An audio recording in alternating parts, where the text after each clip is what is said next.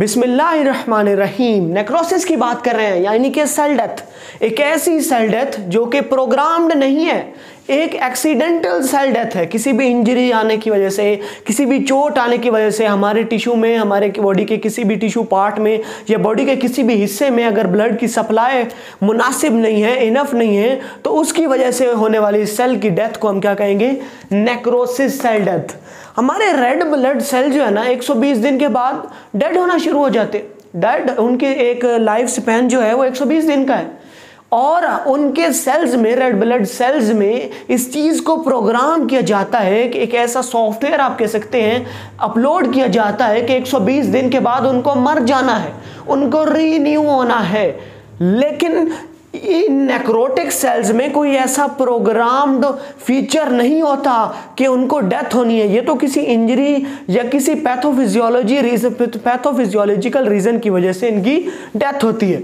For example that is the normal cell. Necrosis को मैं आपको यहां से समझाकर उसके बाद नोट्स से बात भी होगी हमारी, ठीक है। ये है एक नॉर्मल सेल, इसका न्यूक्लियस भी ठीक ठाक है। ये रेड कलर में मैंने इसकी ऑर्गेनल्स भी बनाई हुई है डिफरेंट, आपको पता है 1 दर्जन से ज़्यादा तकरीबन ऑर्गेनेलिज होती है हमारे सेल के अंदर। तो ये है नॉर्मल सेल। लेकिन फिर होगा क्या? नेक्रोसिस के प्रोसेस में इस सेल की ब्लब्स फॉर्मेशन हो जाएंगी, यानी कि कुछ ना कुछ फैलाव हो जाएगा, सेल्स के ऊपर ब्लब्स की फॉर्मेशन हो जाएगी। Small blobs form the structure of the nucleus changes. Nucleus changes को ऑर्गेनाइज किया जाएगा। फिर उसके बाद क्या होगा? The blobs fuse and become larger. ये जो छोटी छोटी ब्लब्स थी ना यहाँ पर, ये देखें, ये देखें आप, ये देखें, ये अब फ्यूज होंगी, मिलेंगी आपस में और बड़ी फ्यूजन होकर बड़ी ब्लब्स बन जाएंगी, लार्जर ब्लब्स फॉर्म हो जाएंगी। उसके बाद the cell membranes rupture. Cell membrane rupture होगी, टूटेगी, और सेल का कंटेंट जो सेल के विद इन द सेल पड़ा है वो बाहर आ जाएगा। फिर इसके बाद होगा क्या कि हमारी ऑर्गेनल्स, ऑर्गेनेलिज वर्ड नहीं होता, ऑर्गेनल्स होता है। आप गूगल पे जाकर प्रोनाउंसिएशन चेक कर सकते हैं।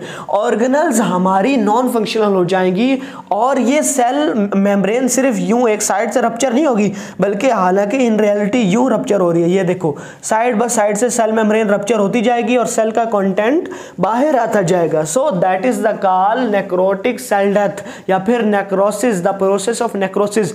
अब हम इसकी 6 टाइप्स हैं, उनको नोट से पढ़ते हैं। Types of necrosis. सबसे पहली टाइप आती है कोआगुलेटिव नेक्रोसिस। ये नेक्रोसिस नेक्रोटिक टाइप्स में सबसे ज़्यादा कॉमन है, most common type of necrosis. और इसकी रीज़न क्या है? Focal injury. और फोकल इंजरी क्यों होती है? अब याद रखना, फोकल जो हमारी मेडिकल टर्म में है, फोकाई, फोकस या फिर फोकल, ये तीनों टर्म सेल्स के लिए यूज होती हैं, और वो सेल्स जो कि हमारी आम आंख से नहीं देखी जा सकती, मैं 1 मिनट इसको सीधा कर लूँ, जो कि हमारी आम आंख से नहीं देखा जा सकता, हम उसको फोकाई, फोकस या फिर फोकल कहते हैं। फोकल इंजरी यानी कि सेल इंजरी होती है। और क्यों होती है? इस्केमिया या फिर बैक्टीरियल या केमिकल एजेंट्स की वजह से। बैक्टीरियल या केमिकल एजेंट्स, ये रीजंस बहुत कम बनती है, लेकिन इस्केमिया की जो रीज़न है इस फोकल इंजरी के लिए वो सबसे ज़्यादा होती है। यानी ischaemia is the main reason for that type of focal injury in coagulative necrosis। Ischaemia क्या होती है? inadequate blood flow, यानी ब्लड का फ्लो मखसूस टिश्यूज की तरफ सही नहीं जा रहा, यानी कि गैर मुनासिब या इनफ नहीं है। अब इसकी ऑकरेंस कहाँ होती है? कौन से ऑर्गन्स में होती है? इसकी ऑकरेंस होती है हार्ट, स्प्लीन, किडनी या फिर किसी भी सॉलिड ऑर्गन में होती है, मां सिवाय किसके? ब्रेन के अलावा बाकी तकरीबन तमाम ऑर्गन्स में ये नेक्रोसिस हो सकती है या पाई जा सकती है। ग्रॉसली हम देखें तो एट द अर्ली स्टेजेस यहाँ पे पेल होती है, हल्का पीला होता है हमारे अफेक्टेड टिश्यूज, उसके बाद लेकिन लेटर ऑन येलोइश हो जाते हैं। पहले फर्म टेक्सचर होता है, फिर सॉफ्टर हो जाते हैं। पहले स्लाइटली स्वॉलन होता है, यानी पहले स्वेलिंग होती है एट द अर्ली स्टेज, लेकिन बाद में श्रंक हो जाते हैं हमारे अफेक्टेड टिश्यूज और sales.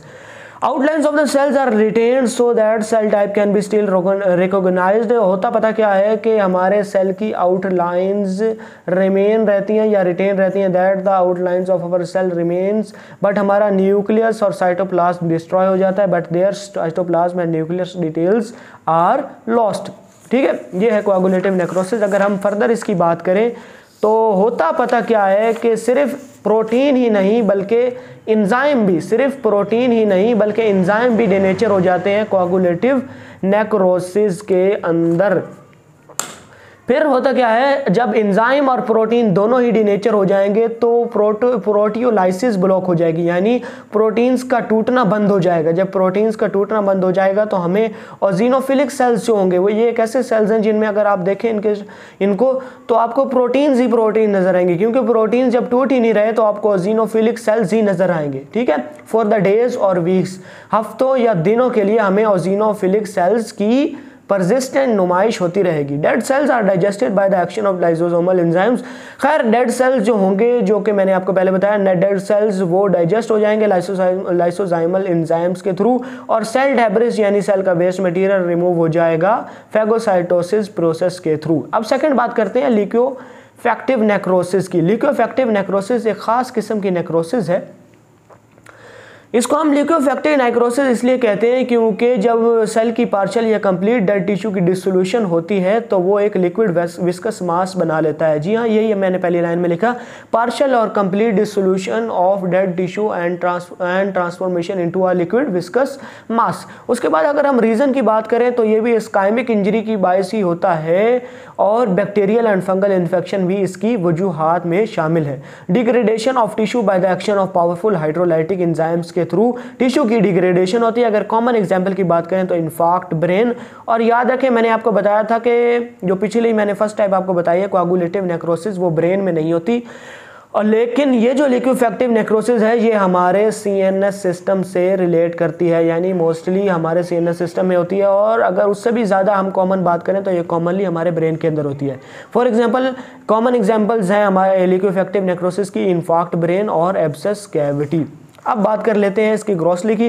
The affected area is soft with liquefied centre. Liquefied centre की वजह से इसका इफेक्टेड एरिया जो होता है लिक्विफैक्टिव नेक्रोटिक से जो एरिया इफेक्ट होता है वो सॉफ्ट होता है, containing necrotic debris waste material contain करता है, और later on a cyst wall is form, जिसके ऊपर एक वाल बन जाती है later on.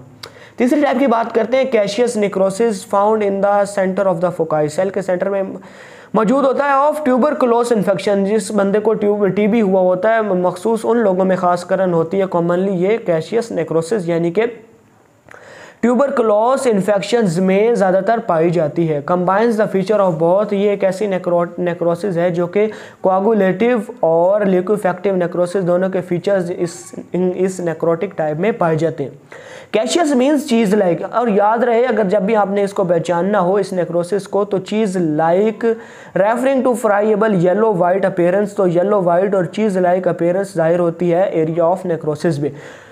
Grossly foci cell caseous necrosis as the name implies resemble dry cheese and are soft granule and yellowish। वही बात आ गई कि yellowish और granular और soft। ऑब्वियसली जब हमारा टिश्यू डैमेज होगा तो वो सॉफ्ट टाइप हो जाएगा, पहले स्वेलो होगा फिर श्रंक होकर सॉफ्ट हो जाएगा। खैर रिजेंबल करेगा किससे? ड्राई चीज से। अब बात करते हैं फैट नेक्रोसिस की।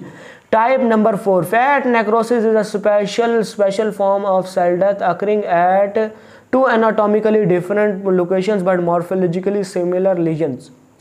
ये दो अलग जगहों पर भी हो लेकिन इसका डैमेज सेम ही होता है। फैट नेक्रोसिस को मैं आपको समझाता हूँ इस तरह करके। एक मिनट मैं इसको ज़रा इधर ऐड कर लूँ। देखो फैट नेक्रोसिस हमारा क्या करता है, असल में फैट को डिस्ट्रक्ट करता है। होता यह है कि किसी भी वजह से हमारी पैनक्रियाटिक लाइपेसिस की तादाद बढ़ जाती है, वो बहुत ज़्यादा क्वांटिटीज़ में होते हैं, और वो क्या करते हैं हमारे ट्राइग्लिसराइड्स को तोड़ते हैं। ठीक है, जब ट्राइग्लिसराइड्स को तोड़ेंगे तो उसके रिजल्ट में हमारे पास फैटी एसिड्स आएंगे या फैटी एसिड रिलीज़ होंगे। ये फैटी एसिड रिलीज़ होकर कैल्शियम आयंस के साथ जुड़ जाते हैं, और फिर इनके क्योंकि इन फैटी एसिड में टेंडेंसी है कैल्शियम आयन के साथ बाउंड होने की, और होगा क्या कि फैट स्पोनिफिकेशन या फिर कैल्सिफिकेशन हो जाएगी, जिसे हम इजीली रिकॉग्नाइज कर पाएंगे। फैट नेक्रोसिस की वजूहात आपको सामने है, ट्रॉमा, सर्जरी, रेडियोथेरेपी, इन तीनों चीज़ों से फैट टिश्यू डैमेज होते हैं, जिसे हम फैट नेक्रोसिस कहते हैं।